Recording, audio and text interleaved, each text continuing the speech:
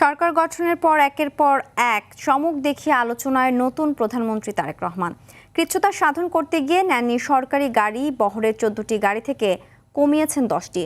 প্রতিশ্রুতি অনুযায়ী ঈদের আগেই দিতে যাচ্ছেন ইমাম, মুয়াজ্জিন ও ধর্মগুরুদের সম্মানী ফ্যামিলি কার্ড বিতরণও সময়ের অপেক্ষায়। প্রধানমন্ত্রী হিসেবে দায়িত্ব নেওয়ার পর তারেক রহমানের চমকপ্রদ সিদ্ধান্তগুলো ইতিবাচক হিসেবে দেখছেন রাজনৈতিক বিশ্লেষকরা। এ ধারা অব্যাহত থাকবে বলেও আশাবাদ তাদের। আরও জানাচ্ছেন শামীম চৌধুরী। খরচ বাঁচে 65% পর্যন্ত। ওয়ালটন বিএলডিসি ফ্যান ছড়ায় স্বস্তির সবুজ হাওয়া।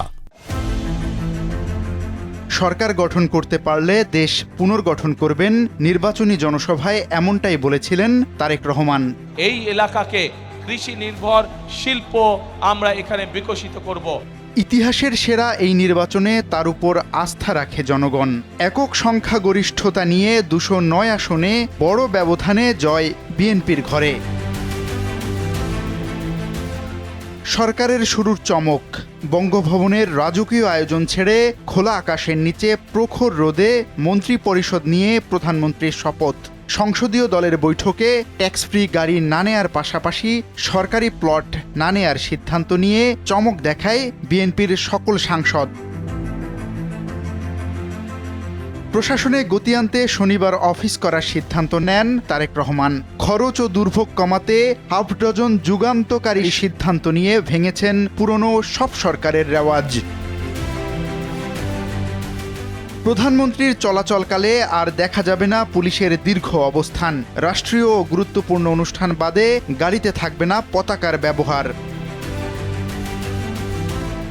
প্রতিশ্রুতি অনুযায়ী ঈদের আগেই দেয়া হবে ইমাম, মুয়াজ্জিনদের সম্মানী ফ্যামিলি কার্ড ও কৃষি কার্ডও পাবেন প্রত্যাশিতরা।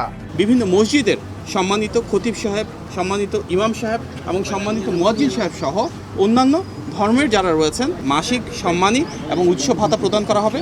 এবং মাননীয় প্রধানমন্ত্রীর নির্দেশে একটি সিদ্ধান্ত গৃহীত হয়েছে, এই ঈদের আগেই আমরা সম্মানী প্রদান করব ইনশাআল্লাহ।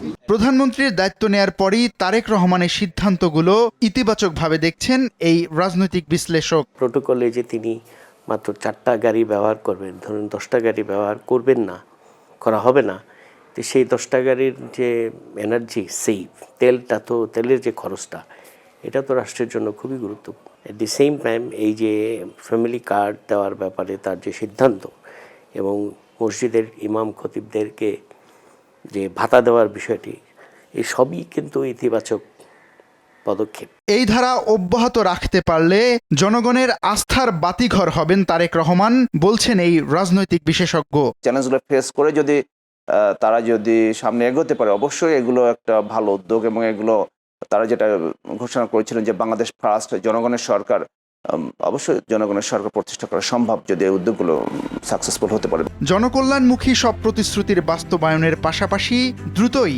দুর্নীতির লাগাম টেনে ধরা ও বাজার সিন্ডিকেট ভাঙতে কার্যকর পদক্ষেপ নেবেন প্রধানমন্ত্রী, এমনটাই প্রত্যাশা সবার। শামীম চৌধুরী, RTV, ঢাকা।